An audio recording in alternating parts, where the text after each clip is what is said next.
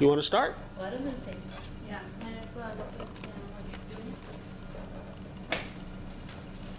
My name is Jade and I'm a junior. My name is Solo and I'm a junior. My name is Second. It's a pleasure to meet you. It really is. Thank you for coming to greet me today, coming here. I do have to apologize for arriving late, but it's always good to get an early start. I had a meeting at noon with the Small Business Administration, and they approved us for $150,000 loan. We're going to expand our business, but I'll tell you more about it as I get into the presentation. And then that's why I'm getting here late today, but that's a good reason. But always remember to leave a little bit early. It's always best to get there and have a little time to sit in your car and chill instead of rushing through traffic and getting there all sweaty and hot. Okay. I design costumes for theater and film for more than 35 years. I still dabble a little bit, and usually it's from my friends who have known me 20 years or better. But I don't take on any new clients right now. I opened a poetry lounge, and through my poetry lounge I met my partner, who has, his name is Piccolo Lewis, and he has $1 bookstores. We have one in Lake Forest, Orange, and we're looking for a new building in the Los Angeles area right now to bring a $1 bookstore. We have 24,000 square feet, so it's a giant bookstore. And we have everything from children's books over there, coloring books, to college textbooks, and cookbooks, and everything in between. Do you have any questions, Jeff? Do I just click next? Our enter. The enter button. I was born in Los Angeles, lived here most of my life. When I was 21 years old, I ran off to New York for a 3-day weekend, and I was there 16 years, and I had a great time. I designed costumes on Broadway and down in the Greenwich Village. The first job I got there, I got paid $12 a night for being a dresser. And in the theater, when an actor goes on stage, if they have somebody to help them dress and make sure they've got the right outfit coming on, it makes the show go smoother and faster. The same thing in the fashion industry. My company is Inner City Cultural Center 2. Inner City Cultural Center is the first multicultural performing arts institute in the country. C. Bernard Jackson and Dr. Cannon, during the Watts riots, decided that they needed to create a positive space where artists could come learn, grow, and sell their art, make money at what they do, and be successful in the arts. And the Inner City 2, we're the alumni chapter. We work out of the Vision Theater down in Leimert Park. I have an all-ladies sisterhood group. We perform in Leimert Park on the 4th Sunday of every month. I have jazz artists, reggae artists. I have a sword dancer. She's absolutely awesome. And I have painters. But we all just come out, and you're more than welcome. We welcome ladies of all ages and races, nationalities.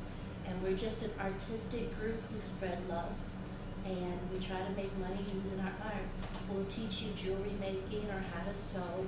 Whatever your heart's desire, we'll try and help encourage you and put you in the right place, meet the right people to fulfill your dreams. I produce performing arts events, and we have we're building a children's library in Jamaica right now, and for the grand opening, we're going to teach how to sew, how to crochet, how to paint. I have basket weavers and musicians down in Jamaica too that are going to help. But I produce art events. I created an award show for Inner City Cultural Center. Inner City Cultural Center, from the 50s through the 80s, a lot of the multicultural people that you saw on TV, they came through Inner City, a Performing Arts Institute.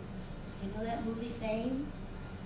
Before Fame came out, we were in class And our director came into our class and told us there's this film crew that's coming to see you, and do what you normally do, act like you normally act.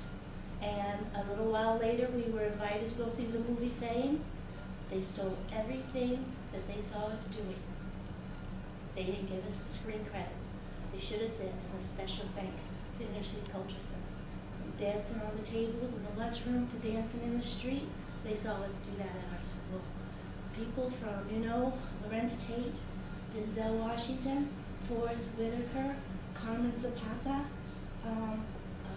Robert Ito is on Star Trek.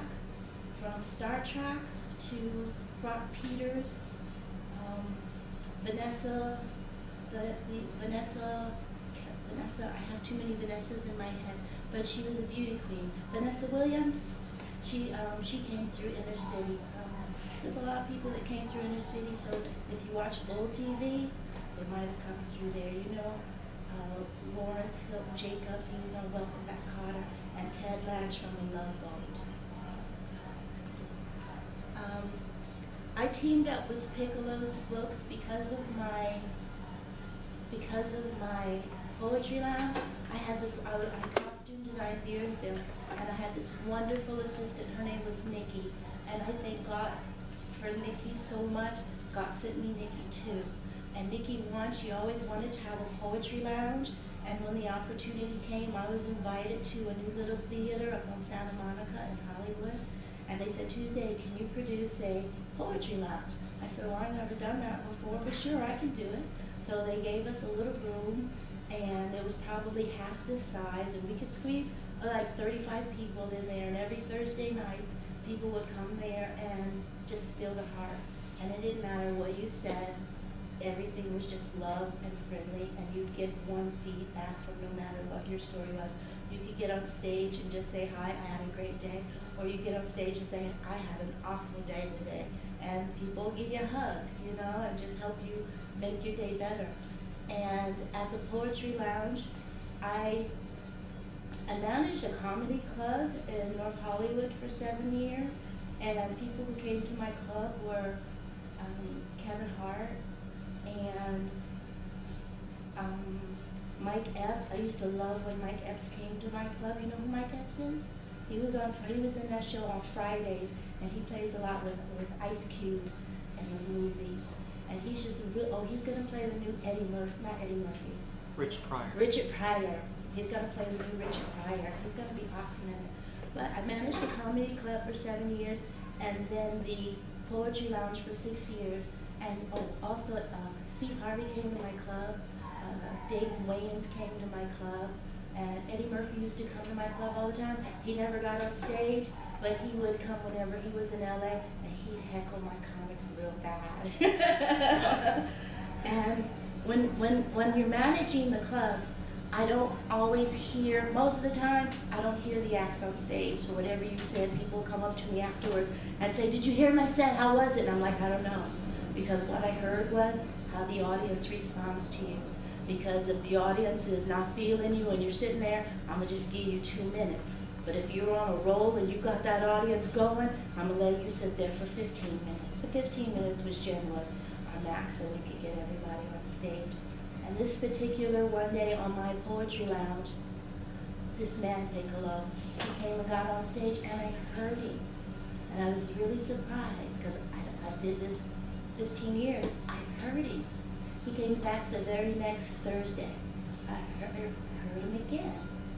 So the third week when he came back, he says, "Tuesday," he says, "I've been waiting 3 weeks for you to come to my place."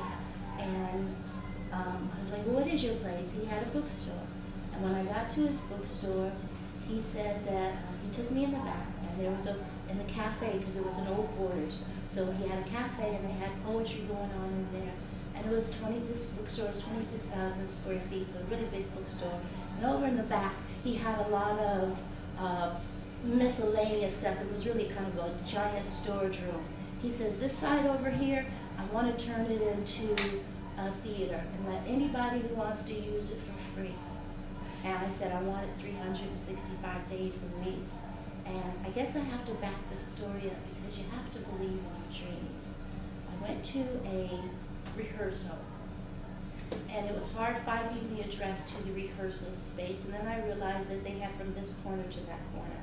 They had a studio, they had 2 parking lots, they had a kitchen, they had dressing rooms and offices, and I missed Inner City Cultural Center.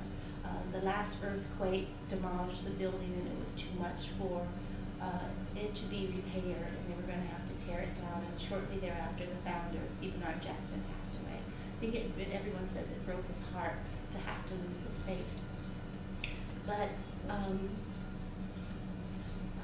when I went to the theater, I got mad, and because I missed my home, Inner City Cultural Center.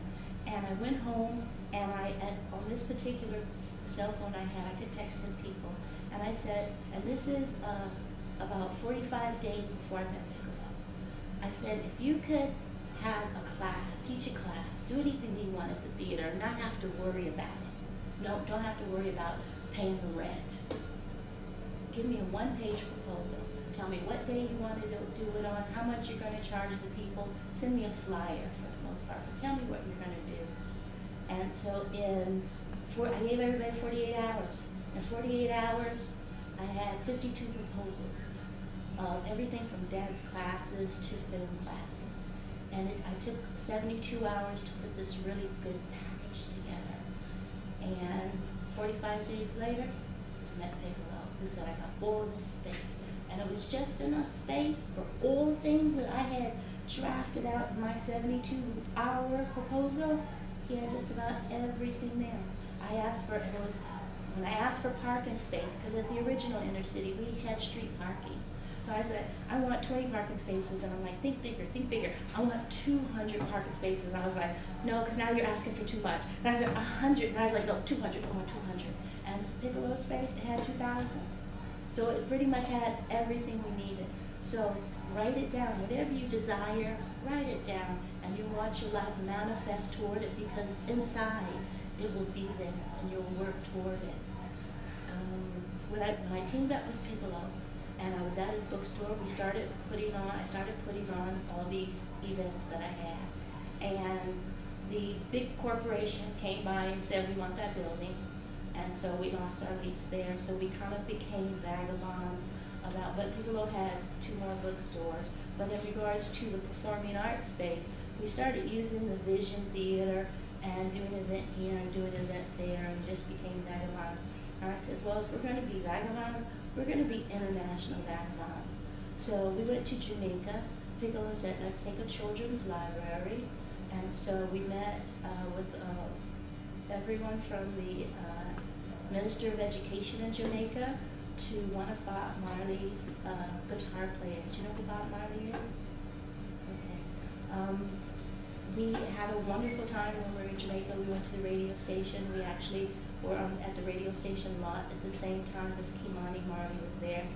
And when we came back to Los Angeles, I got a call that said, I got an email that said Mrs. Marley would like you to call her at her home. And she said, thank you so much for what you're doing. Bob thanks you too. He's here with us right now, and we appreciate what you see for Jamaica. And she gave us her blessing. She asked us to put a children's library at the Bob Marley basic and junior high school. And we're putting a children's library at the Cedella Booker Marley basic school, and that's in 9 Mile, right down from Bob Marley's mausoleum and his museum in his home. It's the original home where he was born and raised in. And so I'm able to have a lot of fun and give away books when as working with Piccolo. He lets me go out into, at one point I called every elementary school in Los Angeles that I could on my list of Los Angeles schools. I said, well, Piccolo wants to give you free books. So every teacher was allowed to come over and get 25 free books for their school. And anytime people ask us for books, we're always there and available for them. But mostly it's children's books. Usually it's up to 7 years old, I think, the majority of his books that he gives away. But he helped Inglewood High School when they did a fundraiser and they asked us for comic books. I think Piccolo gave them about 300 comic books, and he didn't ask them for any money back or anything. He just gave it to them so they could have a fundraiser. But usually it's the elementary schools. With Piccolo's books, it's a for-profit organization. So he intends on making a profit, selling his books for $1 each at all of his bookstores. But he is so kind-hearted that he gives all his books away for free. Any profit he makes, he turns around and gives all the profit right back to the children. So we had to create a nonprofit organization, and that's on twofold. One for our Performing Arts Center, because we want to, like, we had free guitar classes this summer down in Leimert Park, and for all ages. And we had, our youngest one was Lily. She was so cute. She was 4 years old. We had a concert. We had a jazz concert, and the keyboard player pulled out his guitar, played his guitar. Then he pulled out his ukulele and started playing his ukulele. And at a jazz concert, there's only one 4-year-old in the audience. She's sitting in the front row, just having a good time, rocking, enjoying the music. As soon as intermission came, Lily walked over from her seat, went and took his ukulele, and she stroked it with conviction. She knew what she was doing. Her mom said that her grandfather, whenever he came to town, he would play with Lily. And so Lily started coming upstairs to our guitar class and learning how to play the guitar at 4. And I think our oldest student was about 78 years old, something like that. So our bookstore makes the money, but then we give it all away back in our nonprofit organization, and it's kind of a tax thing, so we don't have to pay taxes, so many taxes, because we give away all our profits. That's it. My role at the Gift of Knowledge Foundation is to make magic happen. One day, Piccolo calls me up in his office and he says, Tuesday, he says, I'm giving away 50,000 books to children in Watts in 10 days, and I want cotton candy, I want fish and balloons and singers, and he wanted a 3-ring circus in 10 days. And I was able to call up everybody I knew, get on the phone, get on the internet, find everybody I can. We gave away, I think he had 6 trucks of food and toys, you know, those 18-wheel big giant trucks. He gave away 6 trucks of free food and toys. He barbecued and fed the community, and then he had games that people could play, and in 10 days we just made it all happen. And the same thing with Jamaica. To be a producer, and that's what I do now, is you have to take an idea and make it manifest. I'm sure you've given a party.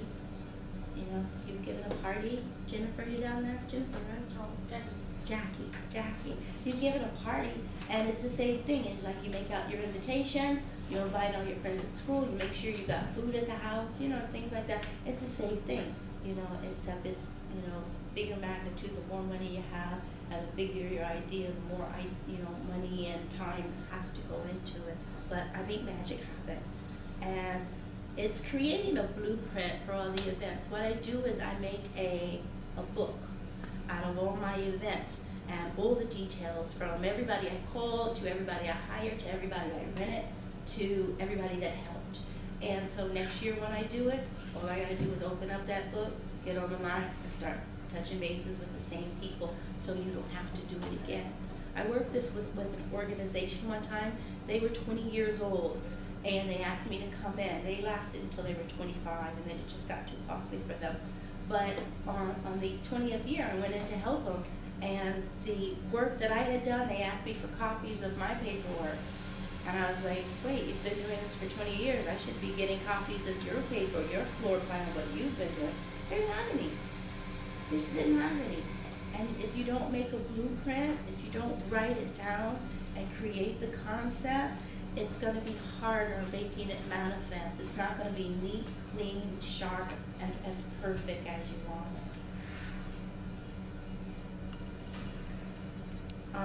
The picture with all of us over there that doesn't come out too well, it's because it was in 1964, I think that picture was taken. And one of the greatest things I remember, every summer my father used to drive us to Phoenix to visit our grandparents. And they had 5 children, but we were the favorite grandchildren because we went every summer. We went every single summer. And even when we got our own cars, my grandparents passed away. And my grandmother, she just passed away about 3 years ago. She was 102 and 9 months. And her older sister, when she turned 100, I started going to Phoenix again on her birthday every year. So I was kind of making extra trips to Phoenix. She lived to be 105 and 6 months. So they lived a good, long life in Phoenix. But that's one of my favorite photos. Next door to my grandparents, a lady named Nora and her husband lived, and Nora always had foster kids. So every time I got out the car, first thing I did was run over to Nora's house to see what new kids I was going to be playing with this summer. And that's me when I was Arlington Heights Elementary School. My mom, when I posted that on Facebook, my mom said, "You got on black patent leather shoes." I remember my cousin on your left side, the one on the far left in the back. I saw him this weekend for the first time in 20 years. It was so nice seeing him, you know, after all these years. But that's one of, and I have a new picture on my cell phone of my parents who were about that age, and he brought the picture over of my parents, and I'll show it to you. I don't have my cell phone. But it was so just nice seeing that picture of my parents at that same age that I can remember us at.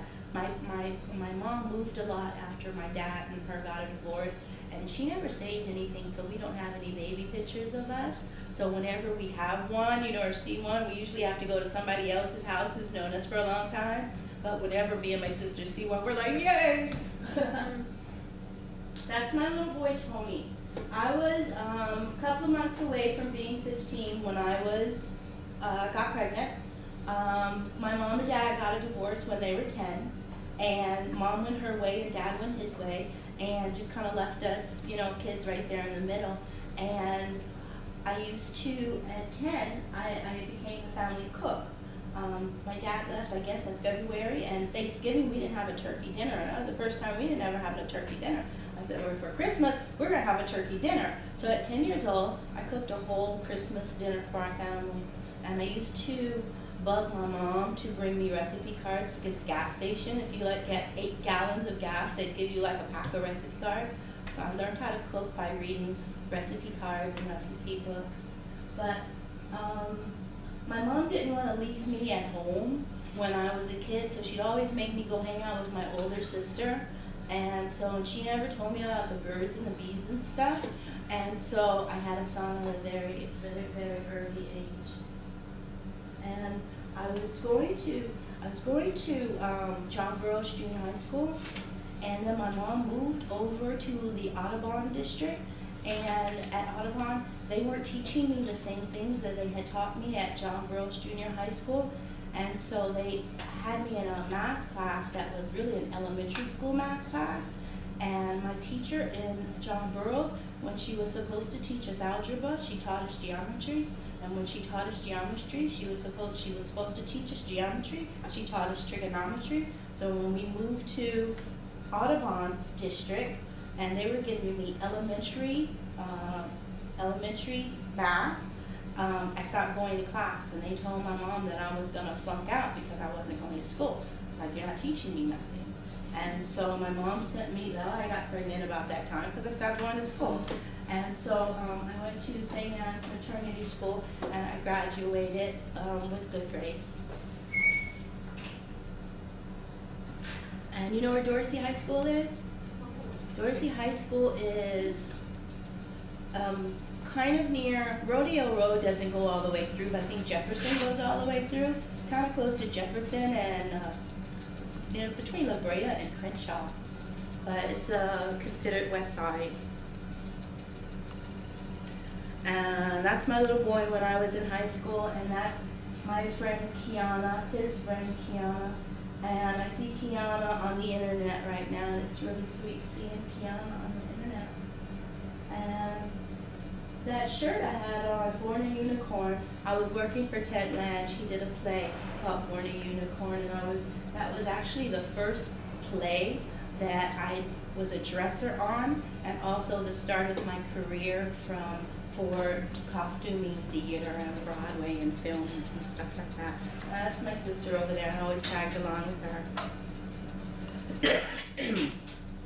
When I was in Dorsey, because I was a parent, I didn't have time for extracurricular activities at school, but it was the first year where they had aviation, and our teacher would let us go up on the plane. If you did all the tests and you passed all the tests and everything, he would take you up on his plane and let you fly.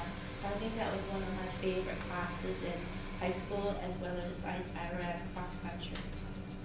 And the things I didn't like about high school, there were girls who, all my life, boys have been my best friend. And I lived in the same neighborhood all my life. Most of my friends now, I've known 20 years, 30 years, or my friend Keith, we hang out. I think I met Keith in 1968. So I was 8 years old. So I've known him most of all of my life. And in high school, they were girls who didn't speak to you, or just kind of, I don't want to say they were mean to me, but they just never spoke. They were like a real preppy girl. And then when they would see me with one of my friends who I'd grown up with, since I was 8, and that he was cute, they'd always want to talk to me, and they knew my name. And I just would think that was the funniest thing. It's like, how do you know my name? One time a girl asked me, she says, "Tuesday, are you dating Kenny now?" And I said, "Yes." I was lying, but that was my best friend since I was 8 years old. I ain't gonna tell her. She's been mean to me for 3 years. In high school, I ran track, and I ran cross country, which was my favorite. And when I was 16 years old, I lied. I said I was 18. And I worked at Dupar's Restaurant, which is over in the Farmer's Market over on Fairfax and Beverly. I think it's near the Grove. They built the Grove right there. And it was a lot of fun because being 16, there was one girl, she was 18. And on Fridays and Saturday nights, everybody who worked there was over 50. And we were the youngest two, 16 and 18. And on Friday and Saturday nights, they would make us work, the weekend shift. And we were so busy, but at 16 years old, I'd make tips $60, $100, on Friday and Saturday. And at 16, that was really cool money, just free take home, no taxes or nothing like that money. So in between costuming and doing costumes and traveling, I toured too. But I always worked at a restaurant. It was one of my jobs while I was searching for my career in costuming, because you could always make money. And then my grandfather owned a restaurant. Cab Calloway and Duke Ellington used to come to his restaurant. And those are my friends. When I left my parents' home, when I was 13, 14 years old, those were the people who used to watch out after me and take care of me and make sure that I had a ride and food and didn't need for anything. And we had a reunion in August, and that was the first time I'd seen my friend John in black, and since he turned 18, he was 6 years older than me. But that was one of the happiest moments in my life, is to see them all over again after all these years. And this is, my son is in the back. You can see the white collar on his shirt. He was in a Los Angeles Times commercial. When you go to the movies, you would see that commercial when you went to the movies. And he was actually too young for the age limit that they were looking for. But my friend's father was the producer, and he worked for the record companies, the president or vice president of the record company. So he kind of got on the job. When I had been costuming my mom. Maple and 9th Street and Maple, all the fashion stores over there, I grew up there. All my life I remember going over there, because I remember sewing at 4, and my mom's been taking me over to that corner until I started going over to that corner by myself. And I used to be the assistant all the time when I did films and costuming shows. I was always the assistant.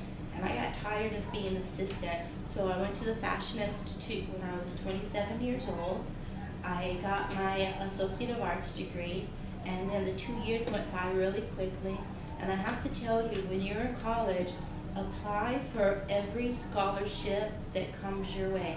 I don't care what race, nationality, age that they're looking for, apply it. They can apply for it. They can only tell you no. The reason why I say that is because I was fortunate when I went to college. My counselor told me to apply. She called every time there was a scholarship. She called me down. It doesn't matter if it was books and it was $40 or $60 or $250. And she would call me down. She said, "Here, apply for it." The reason why she had me apply for it, because if Dell Computers says, "Here's 10 scholarships for your students," and only 6 students apply, next year, Dell is only going to give them 6 scholarships. And they would rather have 10 scholarships or 12 or 20 scholarships than 6. So they were more lenient with the specific rules. And I got almost every scholarship that I applied for, no matter what the criteria was. The only one I didn't get 2 years in a row, you had to be Jewish. But I applied anyway. Let's see. When I left the Fashion Institute, it was so, the 2 years went by so easy. I said, let me go ahead and get my bachelor's degree, and I went to the American College for Applied Arts. And since then, they've changed their name to American Intercontinental. I went there. Oh, okay. I went to the one when mine was on Westwood. Okay. I wasn't sure I changed it, but I went through when I was in college, my first semester, I think at 18, you don't know what you want to do, and I think you should be able to take time and figure out what you want to do. But my first semester of college, I changed my major the next semester because I knew that wasn't exactly me. And I totally understand at 18 years old, you don't know, there's a whole lot of stuff out there, and there's a whole lot of stuff you haven't seen. And something I learned in elementary school, they used to have people come and talk about their job, everybody from a stewardess to the fireman. And what I learned in elementary school is whatever you choose to do for the rest of your life, your career, make it fun. Whatever your hobby is, turn your hobby into your job. If you like making jewelry, if you like making clothes, if you like carving wood, it doesn't matter. You turn it into your career because that's what makes you happy, and you can do it. I had a sewing class, and I had one boy in my class the last time I taught class, and he was more advanced than all the girls, and one of the administrators came by and she says, "Were you going to be a tailor when you grow up?" He says, "No, I'm going to be a designer." And he was all 9 years old, something like that. But he had his ambitions, and follow your dreams, you'll get there. When I was in college at the FITM downtown, I worked over at the CalMart, and I worked in the fashion office, and they had a fashion show several times a year, and I was a dresser, and I was able to work with some of the top models in the world. Do any of you have interest in fashion or costumes or theater or film, anything like that? Yeah, what part? Theater and film. Okay, do you know what position you wanna? I would like to. Okay, that's fabulous. I'm into theater, but I don't think that's where I'm gonna go for a career. I like theater a lot, but I don't think that's what I'm gonna do. Okay, what aspect of theater do you like? Acting? Okay. I'm into like musicals and all that. Okay, I love musicals. I wanna write a musical. Doing When- hairspray this semester. Oh, beautiful. When I was in Inner City Culture Center, I worked on some musicals, and I'm like, I'm gonna write one. I've got it in my heart, and I just have to sit down and write it. I have a few other books I'm writing right now, and in my poetry lounge, I encourage everyone to write, because there's a story inside of all of us. When I first moved to New York, I go to a temporary agency and got a job at Simon & Schuster. They're a publishing company. I used to work at this window, and every week, every month, I'd be handing the same people checks every week, just like $16,000, $24,000, $68,000, $123,000, you know, every week, same exact people, you know. And I was like, because they told a story, they wrote a book. There's a story inside of all of us, and I don't care if it's a cookbook, your grandma's recipes, or if it's the struggle that you've been through growing up in your 16 to 18 years. There's a story inside. Put it on paper, because when you're 72 years old, you don't want to be working at McDonald's. You need to have some income coming at you from somewhere. My mother always taught us that we should have have a trade. She wanted to make sure we have a trade.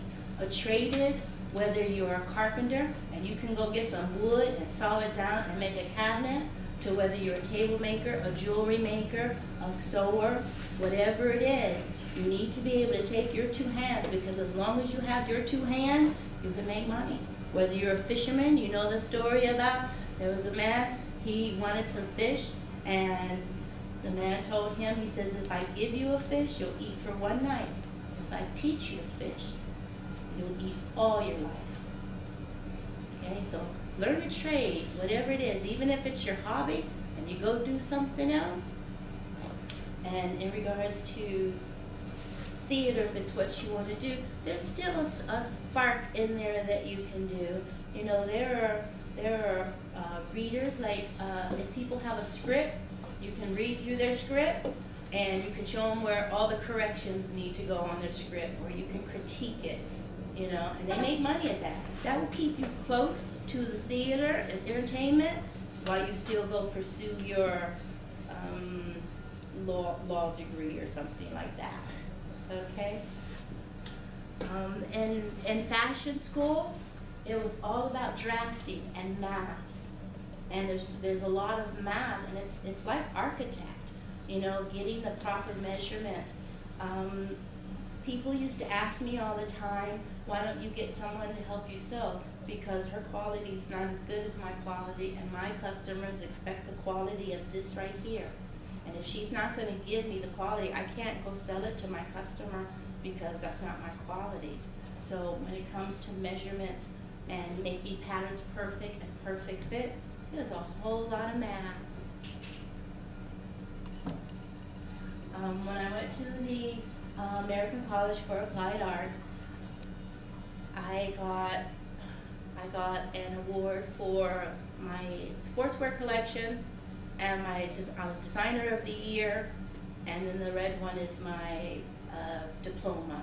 And when they called me, when they said sportswear collection winner is Tuesday Connor, I was like, that's not me. I was like, they made a mistake. And I was just sitting there. I was like, I don't have any sportswear. I'm thinking sportswear is like a sweatsuit, but I had made some bathing suits. So I got, my friends were like, that's you, that's you. So that was, you know, that was a great day. And I went back to school when I was 27. So I was 29, 30, 31 on that picture. Yeah, because I went to 2 years, I got my AA, and then 2 years for my BA. So I went to school late. I went to school before then, from 18 to, I don't know, 22 or something when I went to New York. So I went to school for a few years, community college, but I had a child, and it was just difficult trying to work and go to school, you know. Obstacles. When you're a teen parent, there are a lot of obstacles there. You don't get to go party and stuff, you know, like you used to. And you can't smoke cigarettes and, you know, have bad habits, because you have bad habits, your kids pick them up, you know. So you just have to be the best parent you can. And one of the things that I loved about going to LACC, it cost me $1/4 an hour for him to go to school. So as long as I was in class, he could go to class right there too. My mom gave me my first client when I was 11 years old, and I couldn't believe her. She's like, here, you do her. And it was like, I made this woman this green jumpsuit. Not that green jumpsuit, I just found a picture of her green jumpsuit. And when I was 27, I got tired of being an assistant, went back to school, and my first job out of college, I moved to New York again, because I had gone back and forth when I was living in New York. I wanted to go to the Fashion Institute there, but it was too costly to eat and live and go to school in New York. So I came back here and went to school, and then as soon as school's out, I went right back over to New York. And I got a job with Bob Mackie Blouse Division and Barbie's clothes, all those beautiful gowns that Barbie has. Bob Mackie does all of that. And after I worked for Bob Mackie and tried to get other jobs in the fashion world, they always told me I was overqualified. They said after you do Bob Mackie, there's nowhere else to go. So I had to create my own niche. I had to create my own label. So now I do Tuesday Connor Designs. And most of my clients are celebrities.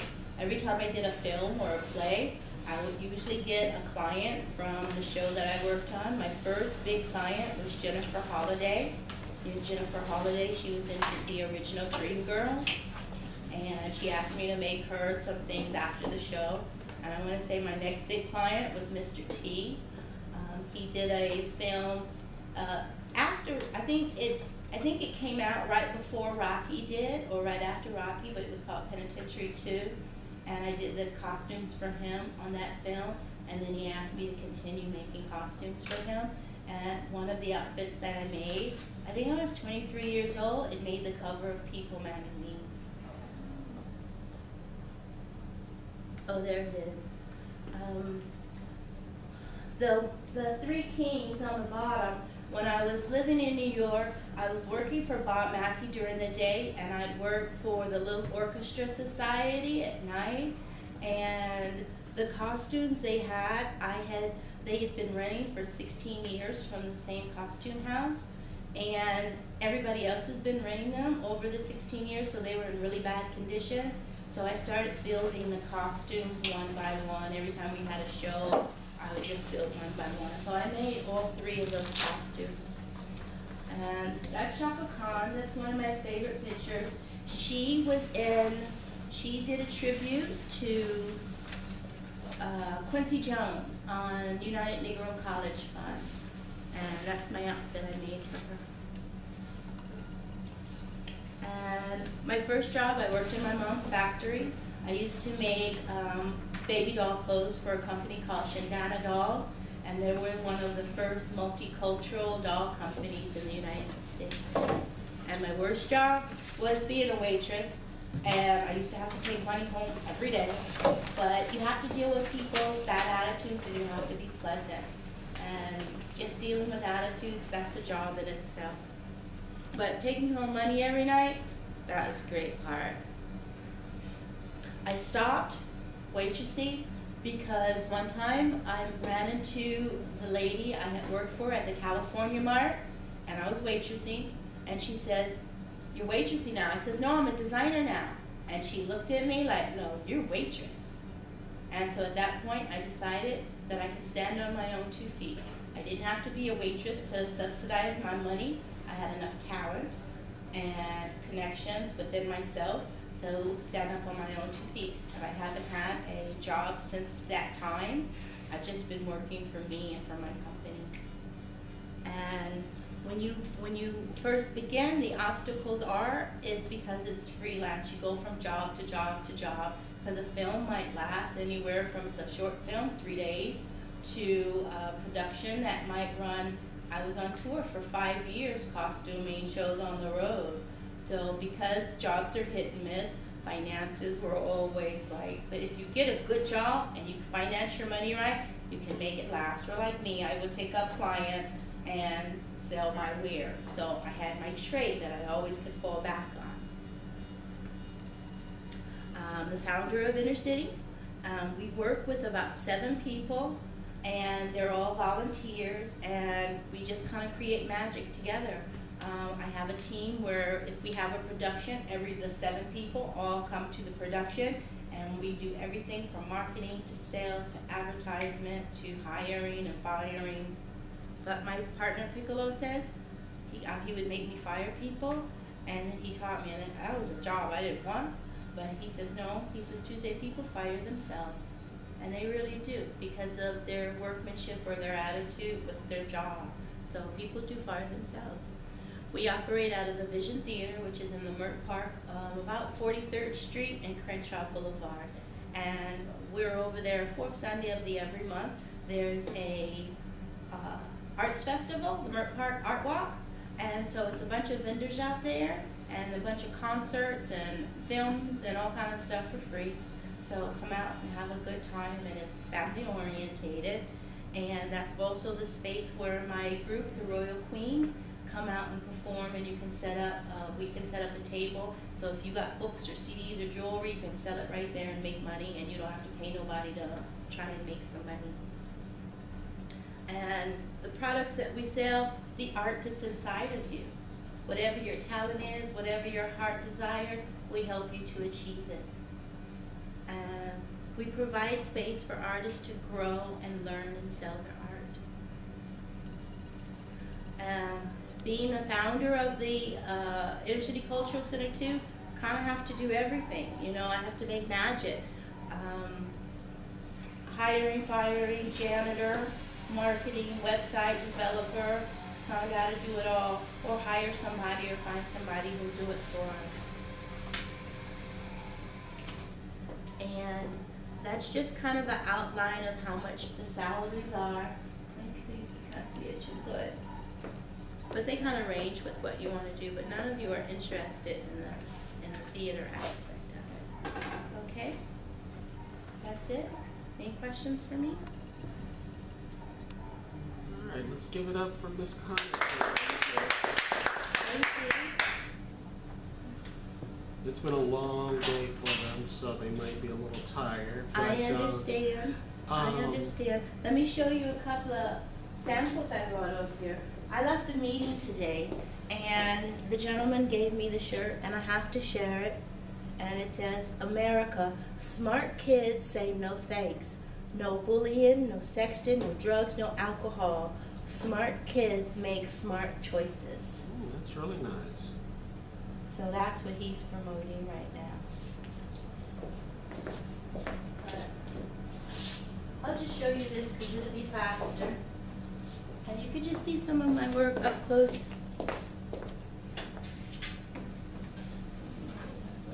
And those are just some of my designs.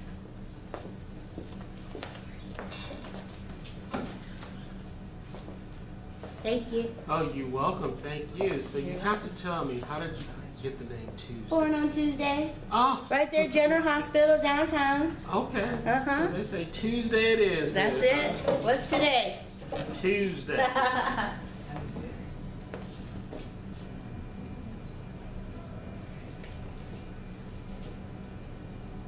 You have a card on you? Yes.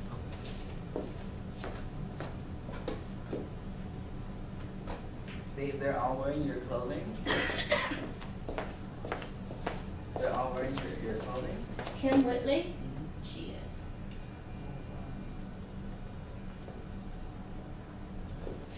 She has a show right now called,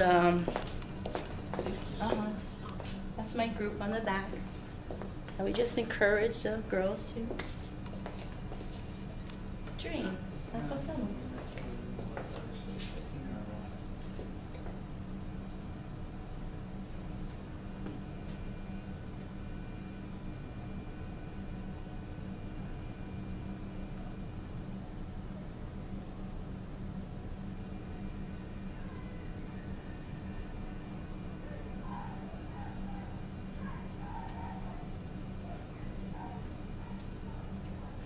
This outfit was the first one I sold to the Mark and Lawrence show.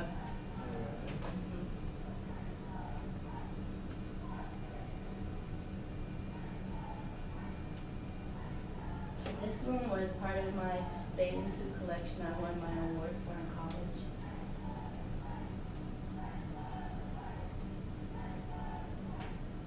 This was a tribute to Debbie Allen. D-Ray has a comedy club up on Melrose called the Improv, and he's the host. He's been over there for years and years. At least 10. I think you've seen him around. Yeah, he's been in movies too. Yeah. And this picture right here is an original picture of Chekhov. It was a play, I think, done in the 1800s. And so they asked me to duplicate the photo, so I had to dress everybody in this picture to make them look like that picture. That's so cool.